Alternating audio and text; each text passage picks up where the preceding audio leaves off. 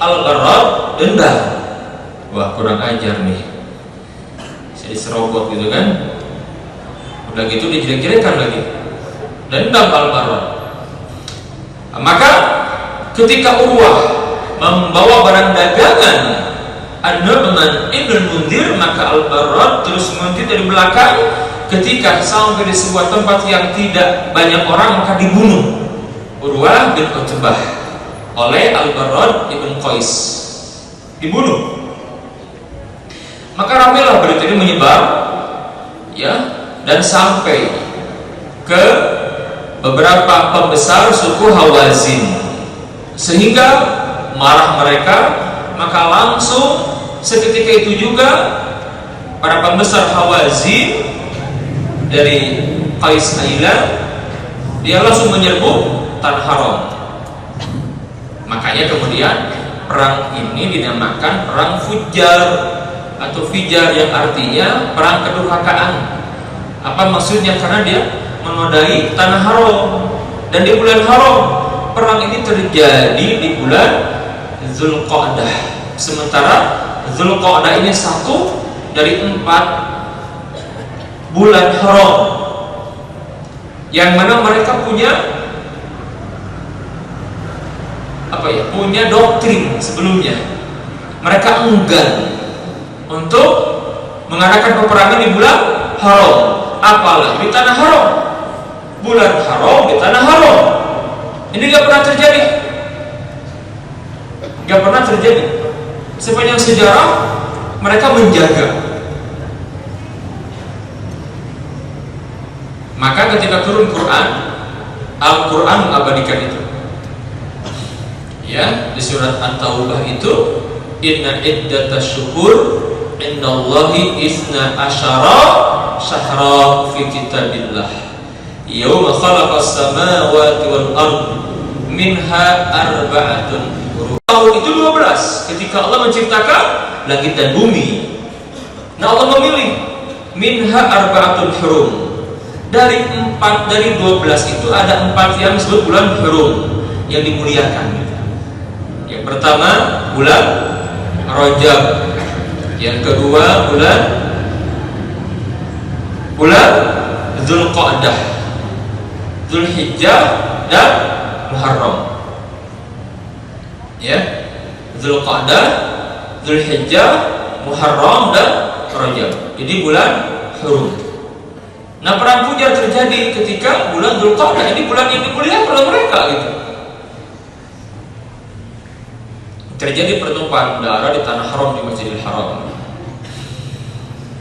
Maka orang-orang Quraisy dan sekutunya Bani Kinanah terdesak, ya hampir kalah. Tapi sore harinya mereka menang. Mereka menang. Sampai kemudian perang ini terus terjadi selama 5 tahun, Pak. Jadi permulaannya itu ketika Nabi berusia 14 masuk 15 tahun. Peran Nabi di perang ini, Nabi menyampaikan, aku mengambilkan anak panah yang dilepaskan ke pihak kami oleh pihak musuh. Jadi peran Nabi di perang Fujar ini, karena dia perang oleh Abu Thalib, oleh pamannya dari Quraisy, jadi ngumpulin anak panah, digabung, diberikan ke pamannya. Ini ketika berusia 14 atau 15 tahun. Dan ketika menjelang 20 tahun, ada riwayat yang sahih yang sampai kepada kita, para ulama mencatatnya, Nabi ikut berperang, ikut memanah. Di 2 peran Nabi itu, ya. Nah, 2. Yang pertama ngumpulin anak panah ketika usia 14-15 tahun.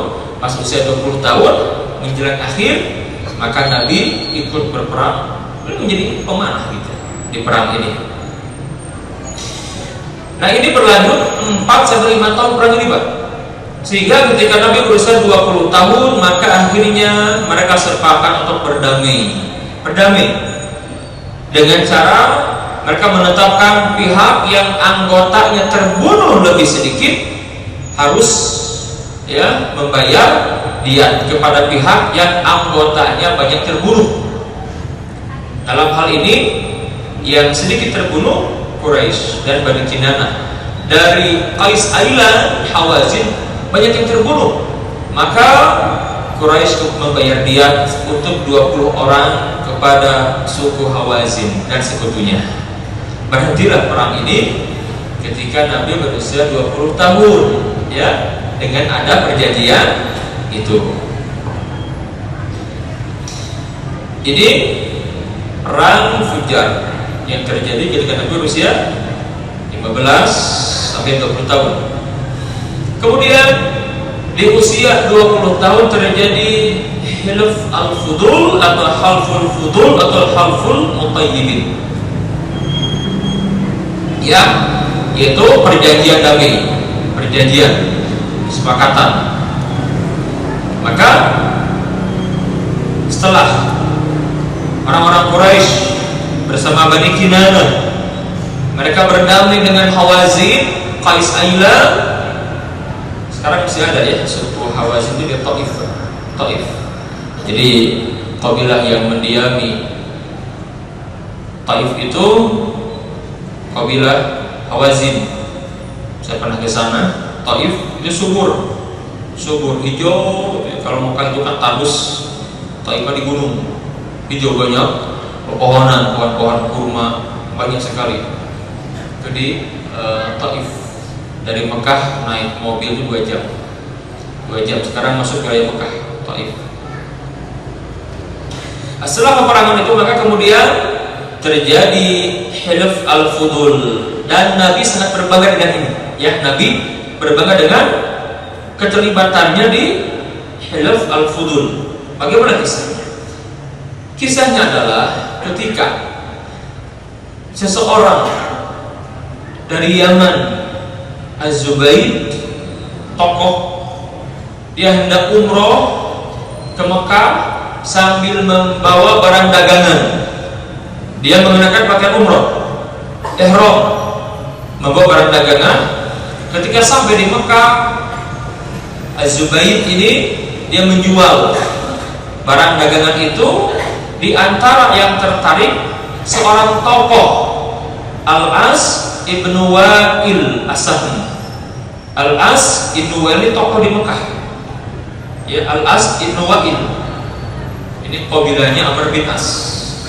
Al-As ibnu Wa'il dia pertama dia membeli barang dari Az-Zubayd ini yang dari Yaman. Setelah dibeli nggak dibayar, diambil barang nggak dibayar gitu, diambil, ditagih nggak mau. Maka Az-Zubayd merasa terdolimi. Dia meminta pertolongan kepada kabilah-kabilah di Mekah yang ada waktu itu tempat berkumpul. Didatangi, nggak ada yang memberi satupun juga. Maka karena dia merasa kesal, dia naik ke Jabal Qubais, ya, Bukit Qubais dekat Mekah, dekat Haram itu ya, yang sekarang menjadi istana raja tuh, tempat istana raja itu, Jabal Abul Qubais. Dia naik ke atas dan dia berteriak. Orang ini yang bernama Az-Zubayd Al-Yamani, dia berteriak, katanya, ya ala Fihra la mazlumun bida'atuhu bibatni Makkah na'iyad dari wan nafar. Wahai keluarga Fihr Quraisy, seseorang terdolimi disebabkan barangnya di Mekah, ia jauh dari negeri dan kelompoknya. Dia bersyair gitu ya. Wa muhrimun ash'athun lam yaqdi umratah ya lirrijali bainal hijri wal hajar. Ia sedang berihram, berambut kusut, belum menyelesaikan umrohnya. Wahai para tokoh yang berada di antara Hijr dan Hajar, maksudnya di antara Hajar Aswad dan Hajar Ismail. Innal haram liman tamat karamatuh wala harama li thawbil fajiril ghadar. Sesungguhnya yang terhormat adalah yang sempurna kehormatannya, tiada kehormatan bagi pelaku kebejatan dan pengkhianatan di tanah haram. Maka salah seorang paman Nabi yang mulia sallallahu alaihi wasallam, Az-Zubair ibn Abdul Muttalib, mendengar ini. Kata beliau, loh kenapa orang ini dibiarkan? Ini nggak boleh dibiarkan, nggak bisa. Kenapa kalian diam saja, wahai para pembesar Quraisy? Ini aib buat kita. Maka kemudian beliau mengajak beberapa tokoh dari kabilah Bani Hashim, Bani Zuhra, Bani Taim, Bani Abdiddar, Bani Adi dan lain-lain untuk membicarakan hal ini di rumah seorang tokoh sesepuh di Mekah yang bernama Abdullah bin Jad'an. Ya, Abdullah bin Jad'an. Maka perwakilan dari kabilah itu semuanya datang ke rumah Abdullah bin Jad'an untuk membela, membuat pernyataan gitu ya. Kita akan membela siapapun yang terdolimi di tanah haram ini. Maka setiap kabilah mengirimkan utusannya. Rasulullah sallallahu alaihi wasallam waktu itu berusia 20 tahun. Baru 4 bulan beres peperangan Fujar tadi itu. Rasul ikut diajak oleh pamannya Abu Thalib dan Hamzah mengajak Rasulullah. Maka beliau kemudian mendatangi rumah Abdullah ibn Jad'an untuk membicarakan hal ini. Diriwayatkan bahwa Az-Zubair putra Abdul Muttalib, salah seorang paman Nabi, beliau mengucapkan syair ya tentang hal ini. Kata beliau, innal fudula tahalafu wa ta'aqadu alla yuqima bi batni makkah zalimun amrun alaihi ta'aqadu wa tawasaqu fal jar wal mu'tar fihi salimun. Sesungguhnya Al-Fudul telah berjanji dan bersepakat bahwa tidaklah tinggal di Mekah seorang yang zalim pun. Maksudnya enggak boleh dibiarkan ada orang yang berbuat zalim di tanah haram. Itu urusan yang janjinya telah mereka ikat dan kukuhkan. Tetangga atau yang butuh di tempat itu akan pertolongan. Subhanallah. Maka perjanjian ini dikatakan Al-Fudul, ya. Halful Fudul itu perjanjian yang intinya adalah isinya kesepakatan untuk membela yang teraniaya dan mengembalikan barang yang diambil oleh orang yang menzaliminya gitu. Ya. Nah, maka Nabi yang mulia sallallahu alaihi wasallam usianya 20 tahun gitu. Beliau menyampaikan setelah menjadi rasul ya. Beliau menyampaikan kalimat yang sangat indah sekali. Kata beliau yang mulia sallallahu alaihi wasallam, laqad syahadtu fi dari Abdillah ibn Jad'an hirfan ma uhibbu an yakuna li bihi humrun ni'am walau uda'a bihi fil Islam la ajabtu. Kata Rasulullah sallallahu alaihi wasallam, aku hadir di rumah Abdullah bin Jad'an menyaksikan suatu ikatan perjanjian yang aku tidak rela menggantinya dengan harta yang paling berharga. Disebut tadi dalam hadisnya humrun na'am. Jadi humrun na'am ini onta yang menjadi kebanggaan orang Arab. Kendaraan kan orang sekarang berbangga dengan kendaraan mewah ya. Nah, di zaman dulu tuh onta yang warnanya agak kemerah-merahan itu sulit, langka dan mahal. Gak semua orang punya itu. Dalam bahasa Arabnya humrun na'am. Kata beliau, laqad syahadtu fi dari Abdillah ibn Jad'an hilfan ma uhibbu an yakuna li bihi humrun na'am. Aku pernah menyaksikan sebuah perjanjian di rumah Abdullah ibn Jad'an ya, yang aku tidak rela menggantinya dengan harta yang paling aku miliki, yang paling hebat sekalipun. Artinya beliau sangat senang sekali bisa menghadiri acara itu. Kata beliau, walau uda'a fil Islam, fi riwayatin walau uda'a bihi fil Islam la ajabtu. Kalaupun aku diajak lagi dengan hal seperti ini setelah datang di Islam, la ajabtu, niscaya akan aku sambut. Maksudnya apa? Kalaupun orang-orang Quraisy, orang musyrikin itu mengadakan yang serupa, mereka berkumpul untuk membicarakan sebuah perjanjian yang akan melindungi orang-orang yang terdolimi, aku akan datang walaupun aku sudah Islam. Aku datang Islam kan, walaupun mereka membuat lagi seperti itu gitu, lah ajar aku akan datangi. Ini menunjukkan betapa Nabi sangat cinta dengan perdamaian. Nabi sangat cinta dengan hal-hal yang seperti dan keadilan. Ini jauh hari sebelum Nabi diutus menjadi Rasul.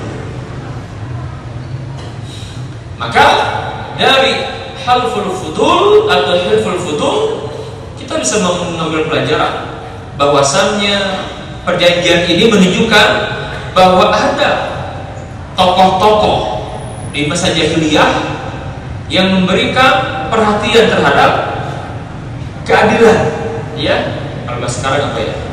HAM gitu ya, hak asasi manusia, tapi yang benar HAM-nya gitu, bukan HAM yang di monopoli oleh orang-orang Yahudi, orang-orang Amerika, ya, bukan itu. Ini menegakkan keadilan. Ikhwani fillah, hadirin yang berbahagia, yang menarik